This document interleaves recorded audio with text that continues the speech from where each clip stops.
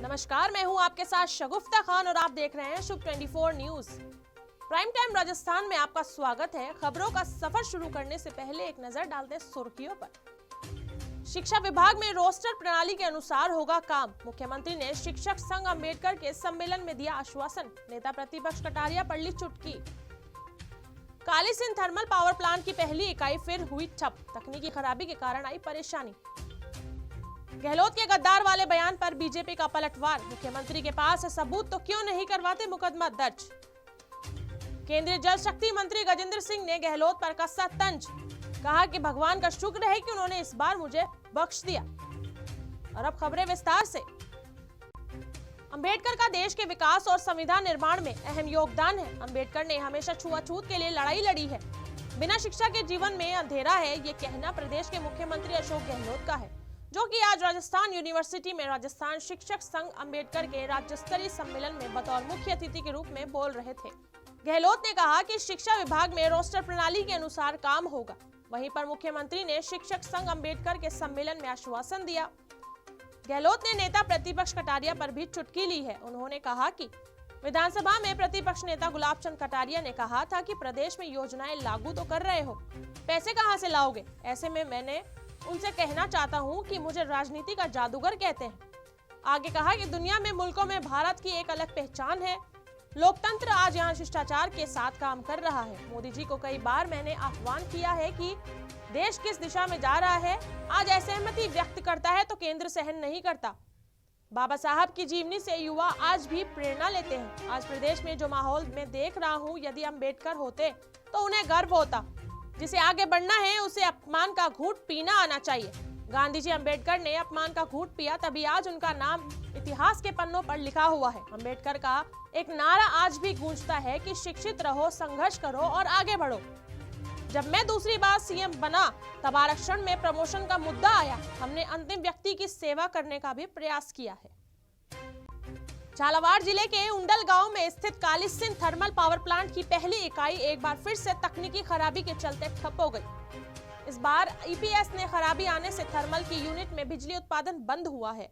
ऐसे में अब केवल दूसरे यूनिट में ही विद्युत उत्पादन हो रहा है। संबंधित अधिकारियों ने बताया कि समय से मरम्मत नहीं होने से सिस्टम में खराबी आ गई है। ऐसे में पहली इकाई में करीब 1.25 दर्जन ईएसपी बराबर काम नहीं कर रहे थे और राख को बराबर बाहर नहीं फेंक पा रहे थे। इससे राख अंदर ही यूनिट में गिरती रही। ज्यादा राख एकत्रित होने से यूनिट को बंद करना पड़ा। अब करीब 4 दिन के बाद यूनिट से विद्युत उत्पादन दोबारा शुरू होने की संभावना जताई जा रही है। गौरतलब है कि कालीसिंध थर्मल पावर प्लांट की इकाइयां बार बार पिछले कई महीनों में कई बार बंद हुई है। तब से विद्युत उत्पादन बाधित होने से ऊर्जा विभाग को करोड़ों रुपए का नुकसान हुआ है। तो वहीं इसकी मरम्मत पर भी करोड़ों रुपए खर्च हो रहे हैं। लेकिन अधिकारियों की लापरवाही के चलते बार बार इस तरह के हालात सामने आ रहे हैं। अब कालीसिंध थर्मल पावर प्लांट की केवल दूसरे यूनिट से विद्युत उत्पादन हो रहा है। मुख्यमंत्री अशोक गहलोत के बयान के बाद एक बार सियासी बवंडर मच गया है। गद्दार शब्द पर भी अब डर्टी पॉलिटिक्स शुरू हो गई है।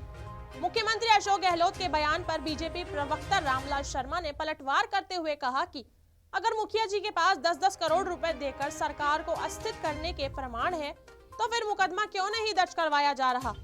जब प्रदेश में सरकार कांग्रेस की है, अधिकारी भी सरकार के हैं, ऐसे में मुकदमा दर्ज करवाकर जांच करवानी चाहिए। बीजेपी ने सरकार को अस्थिर करने का काम नहीं किया। कांग्रेस के असंतुष्ट विधायकों ने सरकार को अस्थिर करने का काम किया है। रामलाल शर्मा ने कहा कि अगर कांग्रेस के विधायकों ने पैसे लिए हैं तो कांग्रेस के प्रदेश अध्यक्ष को ऐसे विधायकों को बर्खास्त करने की कार्यवाही करनी चाहिए।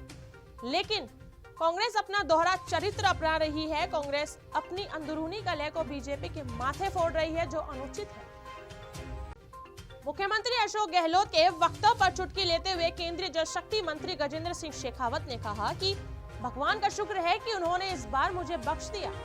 हालांकि उनका हर एक वक्तव्य राजनीतिक से प्रेरित होता है, उसमें भी उन्होंने राजनीतिक ढूंढी होगी। शुक्रवार को जोधपुर में मीडिया से अनौपचारिक बातचीत में केंद्रीय मंत्री शेखावत ने कहा कि कांग्रेस में जिस तरह का घमासान चल रहा है वह जगजाहिर है।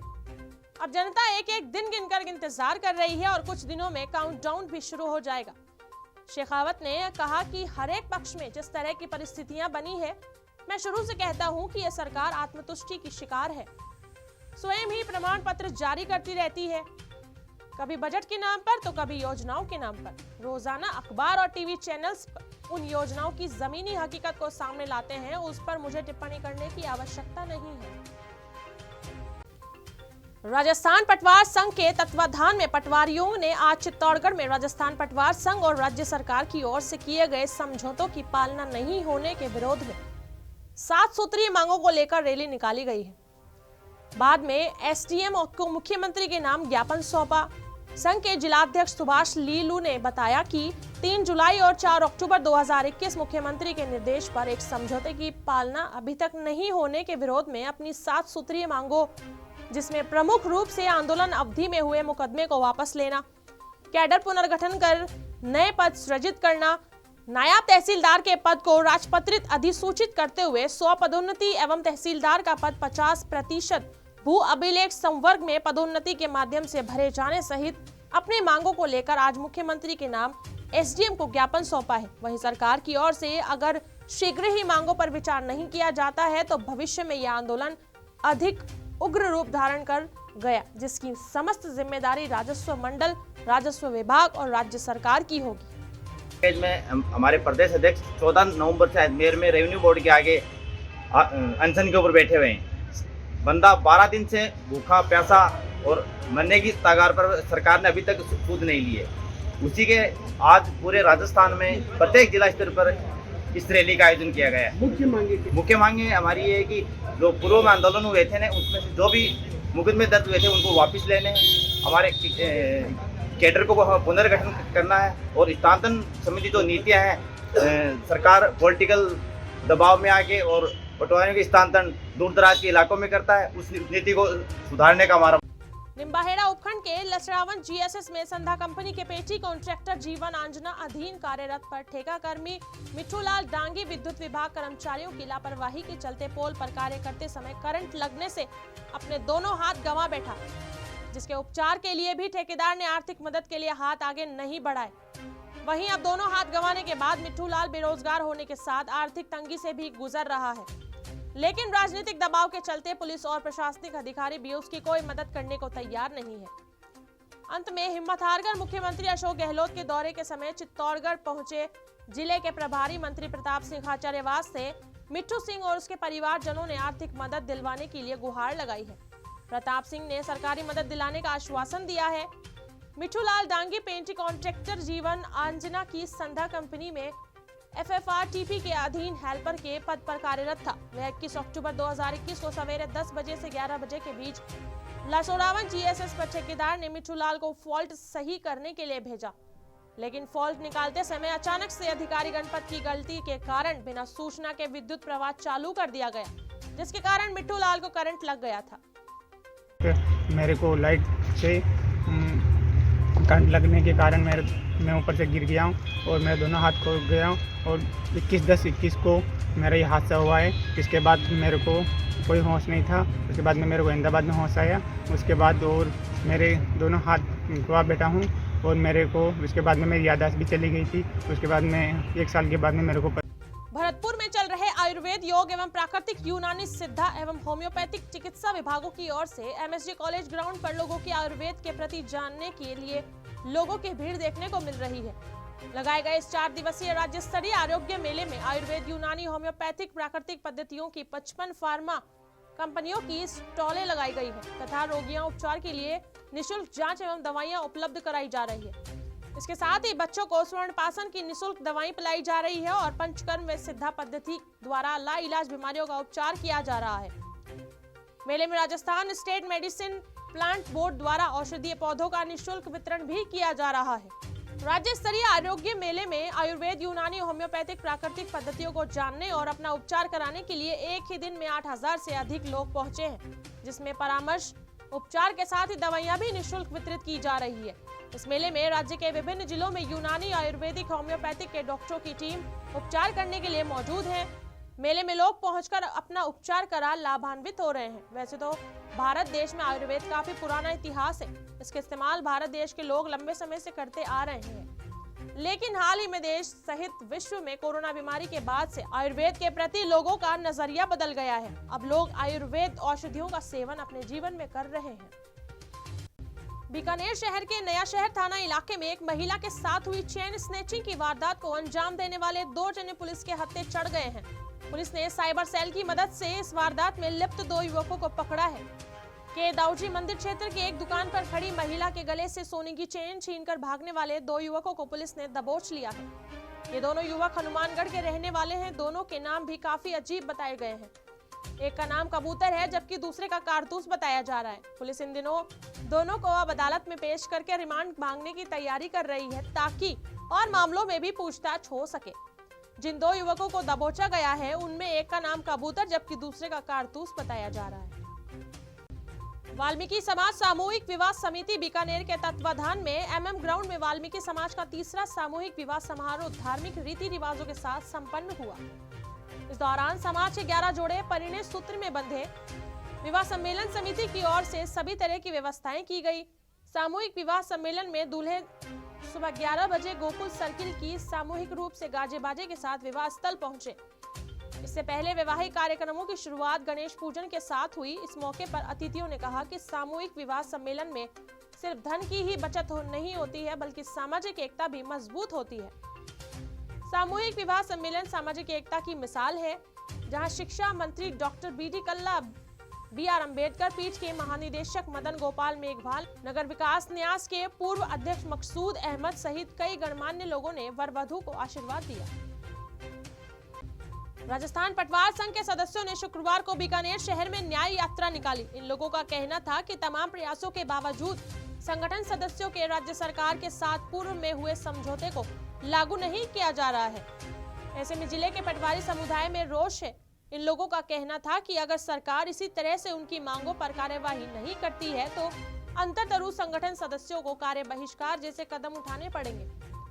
संगठन सदस्य नारेबाजी करते हुए जिला कार्यालय से कलेक्ट्रेट पहुंचे, जहां कलेक्टर व संभागीय आयुक्त को अपनी मांग का ज्ञापन सौंपा।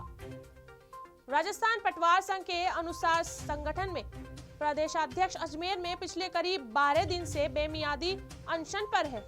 इसके बावजूद सरकार हमारी मांगों पर ध्यान नहीं दे रही है। उन्हीं के समर्थन में संगठन ने आक्रोश रैली निकाली है। हम सरकार से कुछ भी ऐसा नहीं मांग रहे जो कि नियमानुसार सही नहीं हो। राजकीय स्नातकोत्तर महाविद्यालय कोलायत के नवीन भवन पर नाम पूरा नहीं होने से लोगों में रोष व्याप्त है। इस नवीन भवन का उद्घाटन भी ऊर्जा मंत्री भंवर सिंह भाटी ने कर दिया, पर नाम भी पूरा नहीं लिखा। राजकीय स्नातकोत्तर महाविद्यालय टेचरी फांटा सड़क पर नवीन भवन बना है। वहां पर क्लास से भी संचालित हो गई हैं, पर यहां भवन पर नाम पूरा नहीं लिखने से लोगों में रोष व्याप्त है।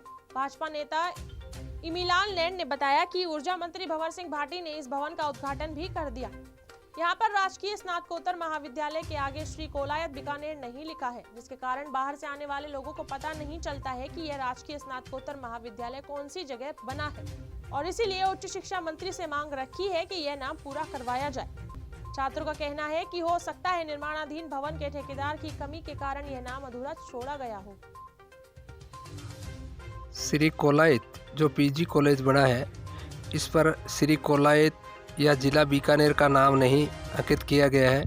शिक्षा विभाग जब क्षेत्रीय विधायक और राजस्थान सरकार में मंत्री श्री भंवर सिंह जी भाटी ने इसका उद्घाटन किया तो भी उन्होंने ये मैं तो नहीं समझा कि इस पर जो नाम लिखा है इसके नीचे श्री कोलायत लिखा जाना चाहिए, वो नहीं लिखा है। और ठेकेदार या जो शिक्षा विभाग के अधिकारी थे उन्होंने इस ओर कोई ध्यान नहीं दिया है। मेरा राजस्थान सरकार के उच्च शिक्षा मंत्री से आग्रह है कि इस कॉलेज पर तुरंत प्रभाव से पूरा श्री कोलायत लिखकर नाम लिखें, जिससे आम जन को रोड पे चलते मालूम चले भी ये जो कॉलेज है ये श्री कोलायत विधानसभा क्षेत्र या कोलायत के पास की है। मैं ओम प्रकाश सोनी, छात्र संघ अध्यक्ष राजकीय महाविद्यालय श्री कोलायत। हमारी कॉलेज को नए कॉलेज में शिफ्ट किए हुए भी काफी टाइम हो गया है और विधिवत रूप से उसका उद्घाटन भी हो चुका है और वहाँ की क्लासेस जो है वो भी सुचारू रूप से लगने लग चुकी है। लेकिन ठेकेदारों की कमी की वजह से वहाँ पर जो कॉलेज का नाम लिखा है उसके आगे श्री कॉलेज ही नहीं लगाया गया है। उस वजह से गांव से आने वाले छात्र छात्राओं को काफी परेशानियों का सामना करना पड़ रहा है और मेरा शिक्षा विभाग से निवेदन है कि जल्द ही उस नाम को सही करे और कॉलेज का नाम सुचारू रूप से लिखे। धन्यवाद। शिक्षा मंत्री डॉक्टर बी डी कल्ला ने शुक्रवार को बीकानेर के देशनोक में कर्नीर राजकीय उच्च माध्यमिक विद्यालय में राजस्थान राज्य शैक्षिक अनुसंधान एवं प्रशिक्षण परिषद उदयपुर के तत्वाधान में आयोजित 4 दिवसीय 55वीं राज्य स्तरीय विज्ञान, गणित और पर्यावरण प्रदर्शनी के समापन समारोह में मुख्य अतिथि के रूप में शिरकत की। इस अवसर पर उन्होंने कहा कि आज का युग विज्ञान का युग है। इसने पूरी दुनिया का ग्लोबल विलेज बना दिया है। उन्होंने विज्ञान का उपयोग विकास में करने का आह्वान किया। साथ ही चिंता जताई कि इसके विनाशकारी उपयोग मानव सभ्यता के लिए अभिशाप है। उन्होंने कहा कि देश के पूर्व प्रधानमंत्री स्वर्गीय श्री राजीव गांधी ने 21वीं सदी के तकनीकी क्षमता संपन्न भारत की कल्पना की। वह सपना आज साकार हुआ है। आज हमारे देश के वैज्ञानिक नित्य नए आविष्कार कर रहे हैं। उन्होंने कहा कि विज्ञान मेला वर्षों के बाद बीकानेर जिले में तथा पहली बार देशनोक में आयोजित हुआ है। प्रदेश भर के विद्यार्थियों ने इसका भरपूर लाभ उठाया। शिक्षा मंत्री ने कहा कि शिक्षा विभाग द्वारा देशभक्ति और महात्मा गांधी के प्रिय गीतों के गायन तथा आर्टिफिशियल इंटेलिजेंस के माध्यम से कॉपी जांच के बाद स्कूलों में शतरंज खेलने का कीर्तिमान स्थापित किया गया है। इसे भी शीघ्र ही वर्ल्ड रिकॉर्ड में शामिल किया जाएगा। उन्होंने बच्चों को संयमित भोजन करने, अच्छी संगत रखने और मोबाइल टेलीविजन से दूर रहने का आह्वान दिया। तो यह था आज का प्राइम टाइम राजस्थान। कल फिर मुलाकात होगी। यूं ही बने रहे शुभ 24 न्यूज पर। मैं आपके साथ शगुफ्ता खान। नमस्कार।